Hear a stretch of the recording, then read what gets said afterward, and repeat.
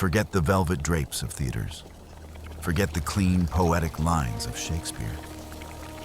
This is Verona in the 14th century, a claustrophobic labyrinth of stone, mud, and raw human desperation.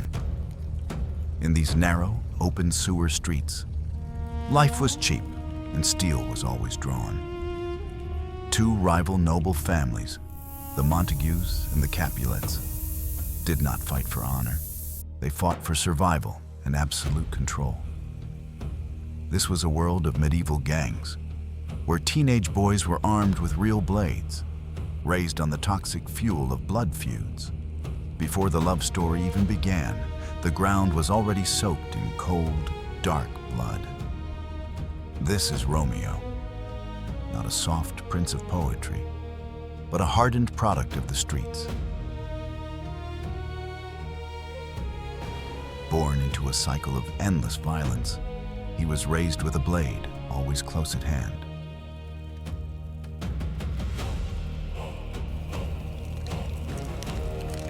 Every scar was a lesson learned in the dark alleys of Verona.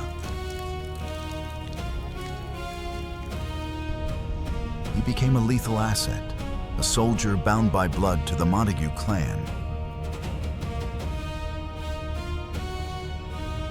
Exhausted, hollow, and waiting for the next whistle of drawing steel.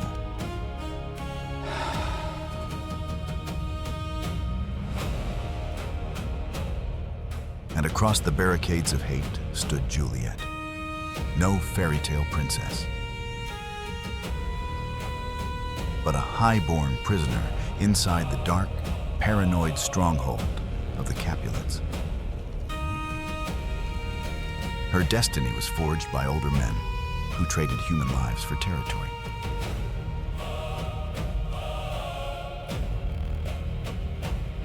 Her daily world was defined only by fear, duty, and suffocating family tradition.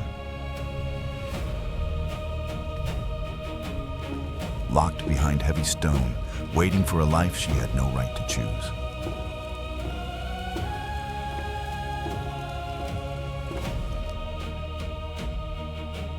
Under the cover of a grotesque masquerade, Romeo breached the enemy's den.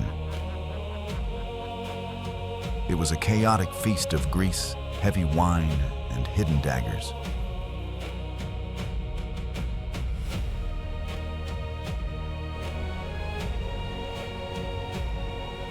Through the haze of smoke and corruption, his eyes found something pure. Juliet sat trapped among her family, a silent witness to a world she despised.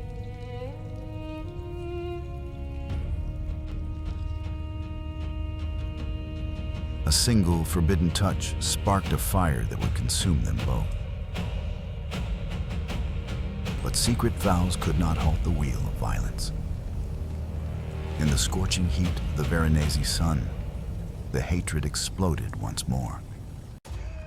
Tybalt, the fierce Capulet enforcer, drew first blood, cutting down Romeo's closest ally in a chaotic street brawl. The tragedy turned a boy of peace into a monster of vengeance. Blinded by grief, Romeo lunged back into the fray, his blade finding Tybalt's throat in a desperate, savage strike. In one single afternoon, the ground was soaked in fresh, noble blood, and the final illusion of safety was shattered forever. With Tybalt gone, Romeo was cast out into the wilderness, banished under the threat of execution. Back within the stone fortress, Juliet faced a new horror, forced by her brutal father to marry a man she despised. Desperate and trapped, she fled to a rogue friar in the dark underbelly of the city. He offered her a terrifying choice, a mysterious sleeping draught made from toxic herbs, designed to mimic the cold state of a corpse. It was a desperate gamble to cheat her family and escape her prison. But in a world governed by fate, playing with the illusions of the grave was a dangerous game. While Juliet lay in a death-like trance, a greater shadow fell over the land. The Black Death had returned, turning the roads into graveyards and the cities into prisons. The messenger carrying the truth to Romeo was trapped behind the locked doors of a plague-stricken house marked with the dreaded Red Cross. In the silence of the quarantine, the only hope for a peaceful end vanished. Ignorant of the plan and fueled by a false report of Juliet's demise, Romeo sought out a desperate solution of his own. A poison so lethal it could stop a heart in seconds. Romeo reached the iron gates of the Capulet tomb, a place where the living were never meant to tread. In the cold, suffocating silence of the crypt, he was confronted by Paris, the man Juliet was supposed to marry. But Romeo was no longer a man. He was a hollow shell of grief. In the darkness, steel clashed for the final time. With the desperate strength of a ghost, Romeo swept his rival aside, breaking the seal of the sanctuary. He descended into the heart of the mausoleum, unaware that the beauty he wept for was merely sleeping, just heartbeats away from waking into a nightmare.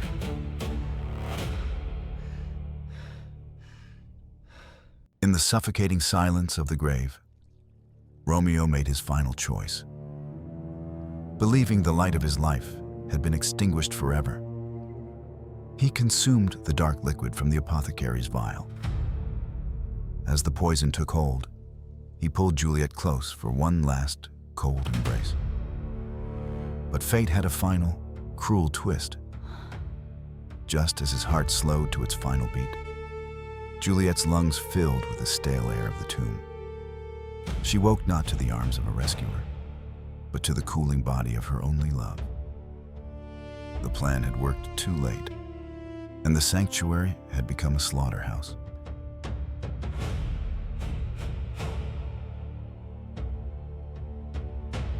When the morning sun finally broke through the gray mist of Verona, it revealed a city forever changed.